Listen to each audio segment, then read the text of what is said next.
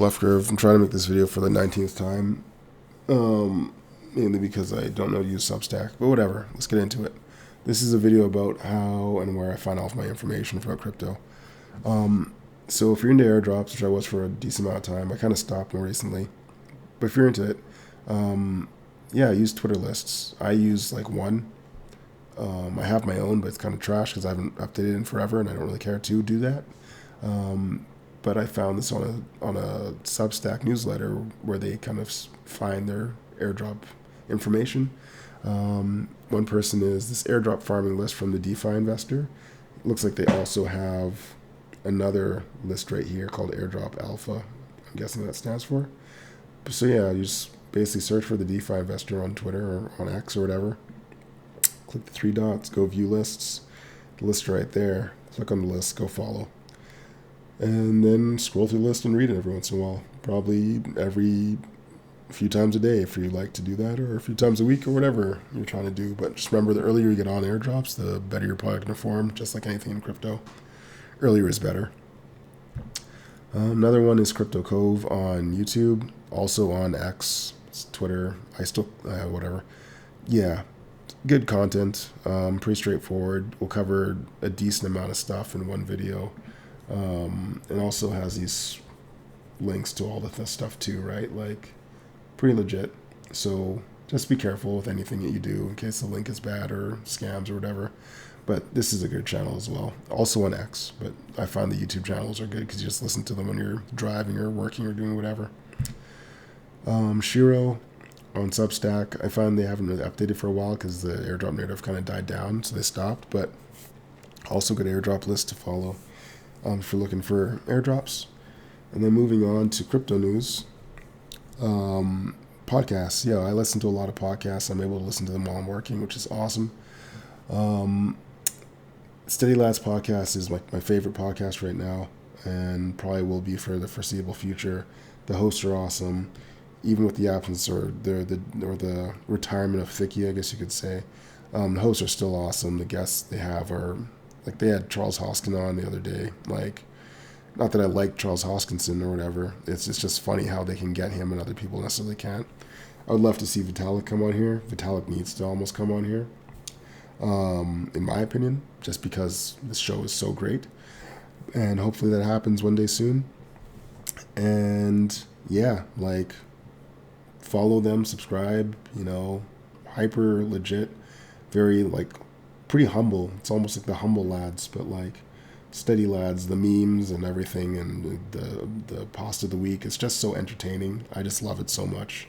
I'm a huge crypto nerd, so this is my shit right here. Bob Lucas videos, trading TA. These videos are great. They're long spans of time, like 8 months, 5 months, 1 month. Like, this is like the shortest because things are happening in this time. But like, it's like peaceful crypto investing, and it's probably good for the mind. Like, this is what probably most people should do. Videos are awesome. My buddy put me onto this one, and also a newsletter for some confluence there. Bankless, I think Bankless is great. This AI agent series they're doing is also great, because I think AI agents are really interesting. I'm not invested in any. I just think it's really interesting, the things that you'll be able to make AI agents do, even inside and outside of crypto. But yeah, like, I think these guys get a lot of hate. Like everybody does. If you put your ideas out onto the internet, you're going to get a lot of hate, and you're going to get a lot of love. And more people sometimes focus on the hate, but not me. I think that Bankless is great. They have great guests. They are pretty knowledgeable. Sometimes it goes really in depth, and they can kind of break it down and go. It's not really for normies or noobs, but like, you have to almost watch it just to kind of like get fast tracked into what's going on.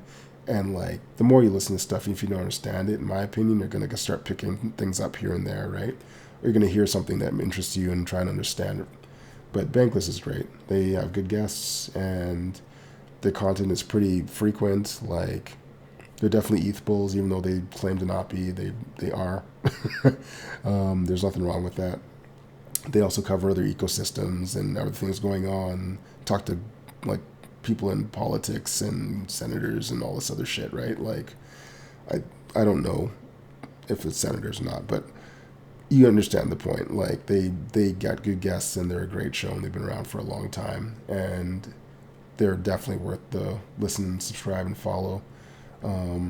I do follow all these people, just not on this Leftcurv account yet, so I'll just do that as I go through it, I guess, right? Not that it matters, but every little bit helps. Empire's good. It's kind of high level economics, like VC stuff, investing. So if you're into that kind of stuff, this is a great one to listen to as well. Good guests. Definitely a lot of stuff goes over my head. But I'd still listen to pick up on things here and there. And yeah, like it's nice having someone who aren't necessarily full on ETH bulls that hold ETH, but like aren't full on ETH bulls that have, altering opinions about different ecosystems and what's going on. Even though everybody seems to essentially kind of be on the same page, versus like if you're an investor in VC, like you're looking for returns and like if you're kind of that focused, then you have to do what you got to do. So yeah, if you like that stuff, Empire, great YouTube channel. Blockworks in general. Blockworks I think owns Empire. I think this guy. I'm not sure if this guy. I think this guy does. Doesn't matter. It does, but it doesn't in this context. Bell curve is also another Blockworks thing. I think bell curve is definitely further down here on the bell curve. Maybe I'm just over here. I'm trying to work my way over here. I think I'm still up here somewhere, but we're trying to get down the left curve. And yeah, a lot of the stuff goes over my head, but they have great guests. And again, same thing as before. The more you listen, the more you start to pick up. So if you hear something that's interesting, watch the video twice, 1.25, 1.5 speed, usually pretty understandable, digestible. Go slow on the parts where you need to learn something. Bell curve is a great listen as well. Real Paul gets a lot of hate. I think there's some shit with Luna, and I think the video is edited to make him look like he said something different. I don't really fucking know. It's like you can focus on all the bad stuff, but like if you focus on all the TA and stuff that he does, like dude's pretty awesome in my opinion. Sometimes he gets drunk and just talks shit. I like that. I think it's pretty funny. He's already rich, but like he's here putting out free content. I'm not gonna complain and whine about it. So yeah, Real Paul, and I forget the name of his company. Real Vision. I don't subscribe to Real Vision, but I do like Real Paul when he puts out videos, especially crypto videos. So next, if you like Ethereum, Daily Gwei, this is my go-to source for everything going on in the Ethereum ecosystem. This used to be daily. It's not anymore. I think Sassano burnt out a little bit. Like anybody who'd be doing this shit for as long as these guys do this for. But the information is great. When it was daily, I watched it, listened to it every day. If I didn't listen to it one day, I listened to both episodes the next, like just to kind of know what's going on. There's so much going on in crypto, especially within each ecosystem, I love ETH, so yeah, here we are, Daily Gwei. I listen to this shit every time it comes out, and it's good to kind of just know what's going on in the ecosystem. More than speculation, I like 2 Lambros on Twitter, and I realized he's doing a podcast with this Marco person, which I never heard of, and it's good. I don't listen to it super often, mainly because of time, and also because I listen to so many other podcasts that, like, by the time I get to this one, a lot of the stuff is just kind of being repeated. But yeah, like, why would you not listen to someone who dressed like this? That's what I think. It just makes sense. Moving on to reading, go on Twitter, and maybe I'd say the best way to kind of go about this, what I did is I just followed somebody that I liked, that I thought was humble, and I just like basically copied their follow lists. I think I started with Sassel and then some other people.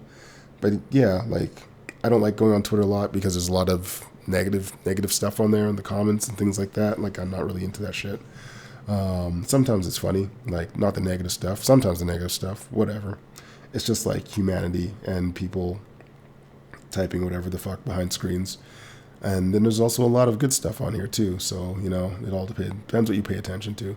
There's a lot of stuff you can find out on Twitter. And I just like that people are on Twitter all day and they write newsletters. And sometimes I pay for those newsletters. There's one I pay for, CryptoLin. which is an awesome newsletter that a close person to me put me on to. So, yeah, Twitter. If you want to doom scroll Twitter all day, then that's your call. But there's a lot of information on there too. DBank Stream in particular is kind of like a shitty version of Twitter. It's basically the DBank portfolio tracking app. They made like a stream or social function. There's definitely some cool people on here to follow. Like there's no longer a list here. I don't really follow everything. There's some airdrop or some bullshit that's going on with this chain, and since then it's gotten kind of wonky. But like there's quite a few cool people to follow on here if you want to basically not use Twitter. But it's kind of the same thing. Most of the stuff on here, a lot of it's taken from Twitter, I think. Yeah, use it if you want, but like DBank in general as a portfolio tracking app is the best one for EVM stuff. And then Substack. Oh, I did it right. Almost at the end of the video. Yeah, so Substack articles, like newsletters, these things are great. They aggregate information down and you can read it, which is very obvious. I don't read all of these. I have to clean up this list. Lynn's Leverage is one of the best things I think ever, and I'm really happy I got put onto that. I really like the Black Swan too. It just likes to write, and sometimes it's just nice to read a person writing about whatever. Daily Degen is quick, digestible, skim through content. Like they do it every day, which is nutty, and there's a lot of cool stuff in there too. Ignis is awesome. DeFi's Initial is awesome. Jay got in a lot of shit for that 2K meme coin scam thing, whatever. I'm not sure if it's a scam, just like the lying. But I'm pretty sure they also still put out newsletters. I don't really read because it's so advanced. I kind of get the Arthur Hayes stuff aggregated down, but even that was a little bit too advanced, and I just didn't really care that much. And then after the 2K stuff, I was just like, whatever. So I'll probably be deleting some of these, but regardless, yeah, this is where I get my information and news from. Airdrops and my crypto news and then my reading. So, if you want to follow some of that stuff, do. I really suggest you follow Steady Lads if you're going to follow anything, just because it's funny and awesome. And yeah, I say follow it all, just because all these people put out information for free for you to consume and better your life potentially with, if you choose to make decisions based on the information they give you, which is not financial advice. Anyways, I'm sick and I need to go to sleep. It's already 11:30. Good night. Take care of yourself. We'll see you in the next one. Peace.